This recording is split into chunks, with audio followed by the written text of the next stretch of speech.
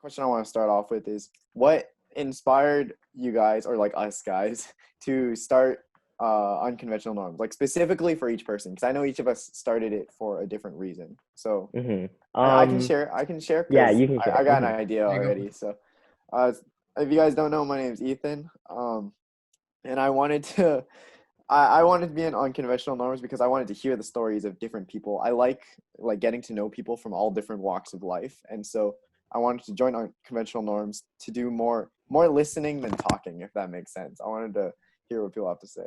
I think the reason why I wanted to propose this idea is probably stemming from like my history of mental health, having to always compare myself to others, having to think that I need perfect grades, all this stuff. I realized how much, like how negatively it can affect your mental health and just in general. When Justin first brought up the idea that we should like have a podcast and address all of the issues and like stigmas around the Oxford Society, I think that like it wasn't really clear in my mind that those stigmas really existed, but when Justin like brought it up and he pointed out like the having to get perfect grades, like having to go to a top college, it kind of made me realize that like we're surrounded by this like common culture of like you have to do something, like there's only one way, one path to success. And I think that spreading that message is like really important, and it like really changed my perspective on like, do I really need to be like the ideal student that Oxford is like outlined, or can I like start to explore what I love? The name to the unconventional norms could be getting straight A's, going to a good college. The unconventional part is these unconventional stories of like different people. Right. The big thing I agree with a lot with Yash. We go to a school, and I think this school is very academic driven. Everyone's forced to do, not forced, but very highly pressured to do extracurriculars and get straight A's. And I think that it doesn't determine the success you can have in the future. So no, definitely I believe like going to a school like Oxford, where like things are really academically driven. People don't question like, why things are so academically driven, why they strive for the A, why they want to get into a good college. They just know that that's like first what their parents tell them. It's like a commitment that's like pre-instilled in them, and then going to the school, it like further like exacerbates like problem of them having to follow that norm and never asking themselves like why. Like we just are just so toxic now. Like our environment is just so like toxic. There's like it's all in our head, right? As time has gone, Yeah. you can get like more and more cutthroat too. Like with people seeing like their classmates more as like competitors more than like peers to like learn from. Yeah. But like no one ever goes up to you and says you got an F on your test, you're bad. Like it's just like a subconscious thing. It just happens. I feel like we have the tendency to kind of judge people as more or less, I guess, intelligent. I don't know if that's the right word. Based on how well we do in school. Like that's it. Because like that's all, like what you guys said, that's all we have in a relation with. Like, but of course, like there are people that may not be good at school, but are good at something else, like in completely street smart, but not, of course, like book smart, and doing their own thing very like in the background without any of us knowing. But we see like, oh, he's getting bad grades, so we think that he's stupid or something. But I agree. For like a school that excels so much in academics, number 2 in the high school, I've never heard so many people call themselves dumb, right? I'm so dumb. I'm naturally dumb. I wish I was smart as you. I wish I was naturally smart. Like, it's no sense. And I feel like if we did not compare ourselves to people that we feel are smarter than us, like we'd think that we'd have like better self-esteem, like feel better about ourselves too. Because like I see people that are like maybe not, like I'm not sure, but maybe they're not working as hard as me, or like I'm working like super hard and then like I'm not able to do as well as someone else. But for me, like if I didn't know how well other people are doing, like it might have been fine for me. But as soon as I find out that like other people are like excelling so much, then it makes you kind of feel like I could have done more, or I'm not as good, or like those kind of feelings. Yeah, it's like the have you guys ever heard of like the big fish little pond, and then like it like, or like, no, I haven't. So it's like say it's like a small pond with like small fish, and then there's like a relatively bigger size fish, so he's gonna feel better about himself, he's gonna perform better in whatever he's doing. But you put that same size fish in a pond with bigger fish, he's gonna feel worse about himself because he's comparing himself to all these other fish. Even though he's just as capable, he's like, he's like underperforming because of that pressure. So yeah. Mm-hmm. I feel like us comparing ourselves with each other, like comparing is not good, but like being surrounded by successful people could be good if we use this tool like properly. So there was this one quote, I don't remember who said it, but it was like, if I'm the smartest person in the room, then I'm in the wrong room. So it's like there's always someone that could give you advice or could help you out and who could like impart wisdom or like teach you something.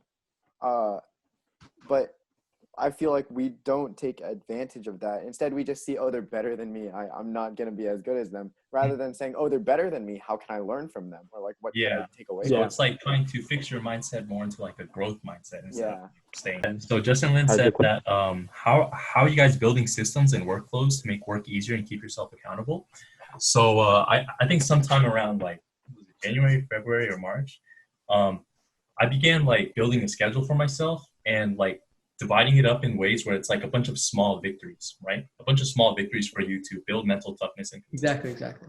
For me, that was waking up at 4 and going to the gym, right? So that's a small victory in your day. And once you do that, it's like, man, I've already done this. Like, let's like keep it up. Let's like not like lose myself, you know?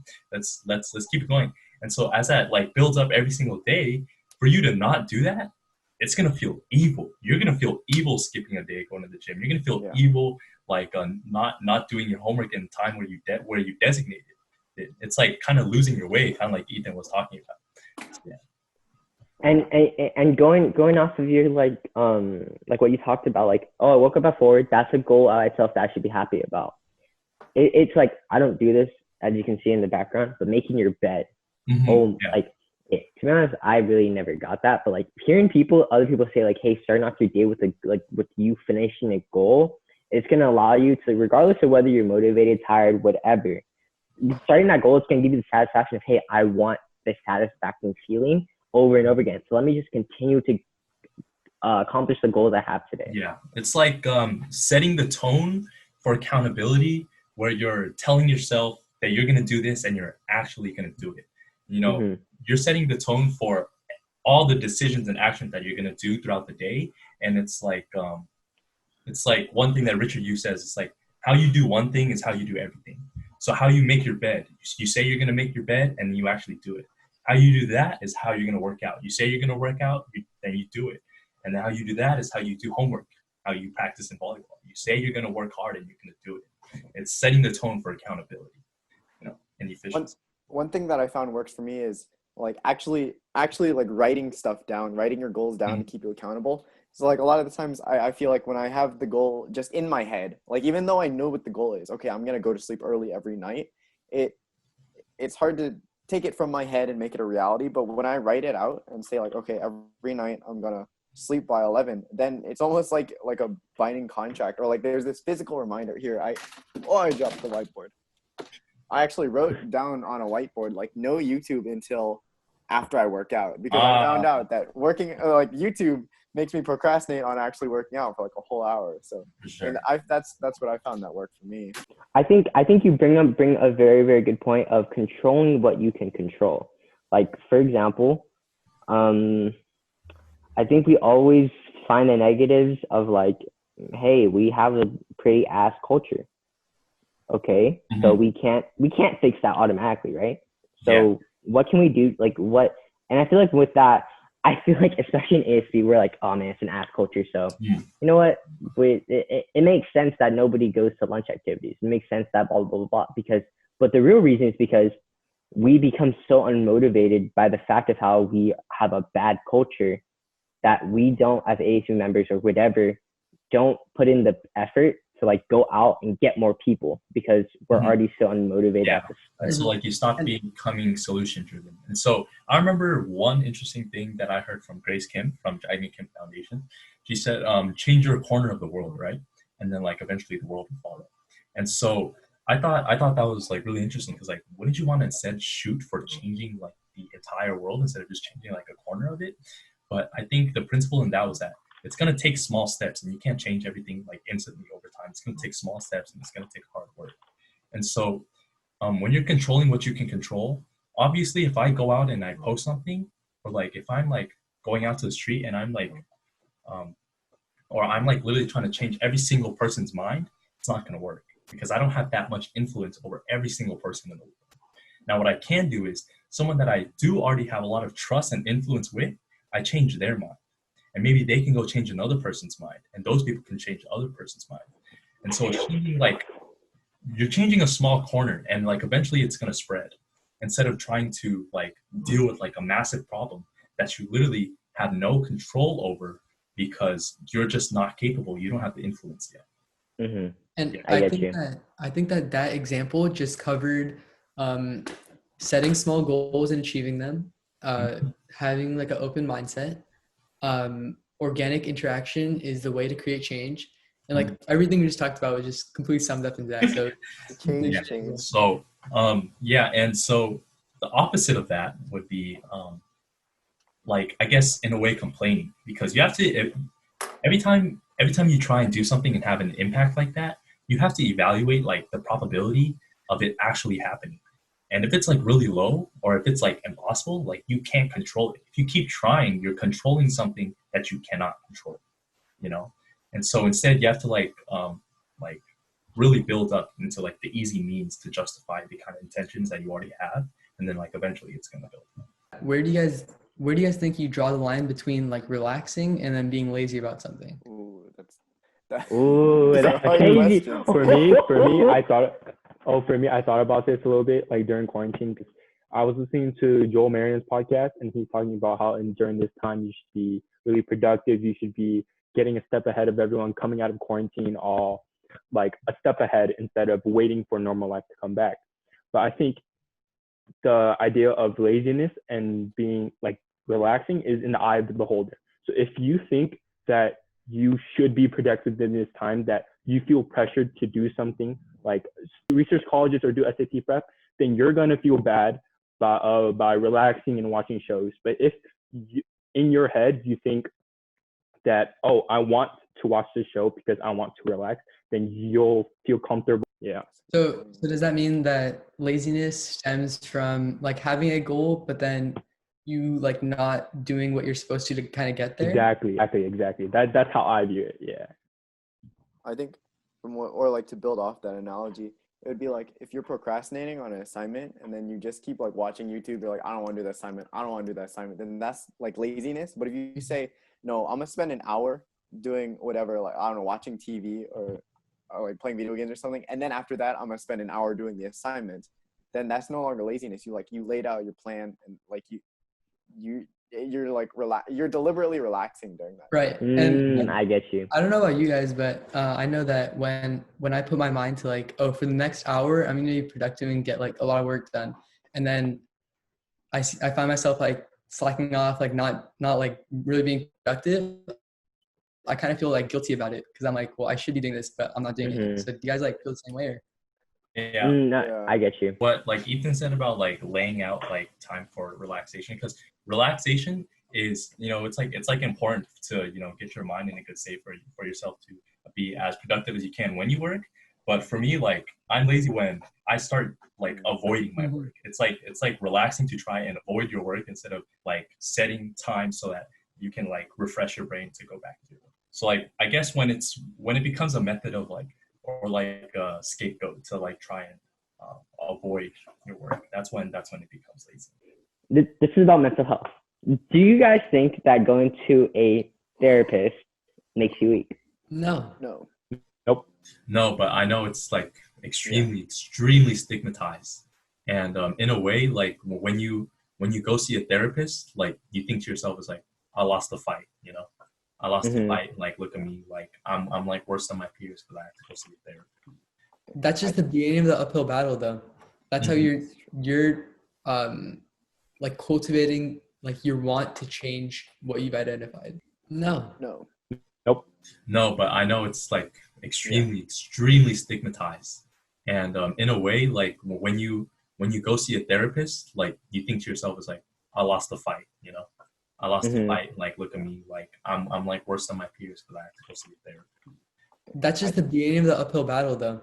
That's how you're like cultivating like your want to change what you've identified. I think we might not see it as a sign of weakness, but I think a lot of parents do see it as a sign of weakness because that's how their generation's culture was. And so sometimes like it's not a defeat in our eyes, but it's a defeat in their eyes. So some parents might not let their kids go to therapy because they think it makes their kids weak. Yeah, I know a few people who have like parents that are like that, and it literally pisses me off so much. Yeah, it's like talking about these things are like so taboo, like especially among traditional parents. And yeah, Justin Lin said, "I think it makes you stronger because you're strong enough to recognize your issues and act." That is going to a therapist, like that's like kind of so. First, when you go to a therapist, like you think like you're dealing with a problem and like the problem just beats you. Like, no, you're just dealing with the symptom right now. You're dealing with the symptom of the problems that are like, that's like the pain and the sadness you feel. So going to the therapist is actually you trying to increase your awareness of the own problem, like that ecosystem in your head that's justifying that and like causing the symptoms of like sadness and like loneliness and things like that. But really, going to the therapist is increasing your awareness of like those. I think therapy is step one of working towards change instead of suppressing what you're feeling. Because if you're not willing to like open up and like realize what's going on, then there's no way for you to make that change. And another thing is when therapy, literally every single person in Oxford, every single person in general should go to therapy, because it's not something that you only need to go if you have mental health problems. No, anyone can go to it if you just want to improve, I don't know, your confidence, which may be a mental health thing, but not as serious as like what people think, like, oh, you need to like have like go through depression, go through anxiety to be able to need to go to a therapist. No, you don't. I like lately I've been doing very well. I'm like pretty recovered from my depression. I literally asked my therapist, hey, I don't think we need to talk about like depression more to say. It's more about me. Hey, I need to gain more confidence for myself, for my benefit in this world. Yeah. I think a therapist is just another person to talk to. Like your friends could be your therapist. You don't have to label them as a therapist. Like your friends help you through your problems, help recognize your problems, and they can also offer advice. So you can just refer to a friend, a parent, anyone, dude. It's like encouraging like that like habitual reflection and contemplation that will like help you recognize things a lot sooner and like have a more refined understanding of like everything in life. And it's a habit that you really should practice. So like, yeah, I feel like everyone should go to a therapist if you just want to be better in any aspect, any way, shape, or form. Like, like there's something to work on, like think about it, talk about it. Going to a therapist, that's what it is, thinking about it and talking about it. And that's gonna like really help you in your journey to just become better in any way. I feel like it's really important. It's almost absurd to see therapy as a sign of weakness. That's almost like saying going to a teacher for math makes you weak at math, or like going to having a coach for running makes you weak at running. That's not how it works. You go to a coach for running if you want to improve at running. You have a teacher because you want to learn, you want to grow, and it's the same thing with therapy. Like going to a doctor when you're sick. Yeah. You think you're weak. Exactly. It's just highly stigmatized. That's the only thing. That's the only thing.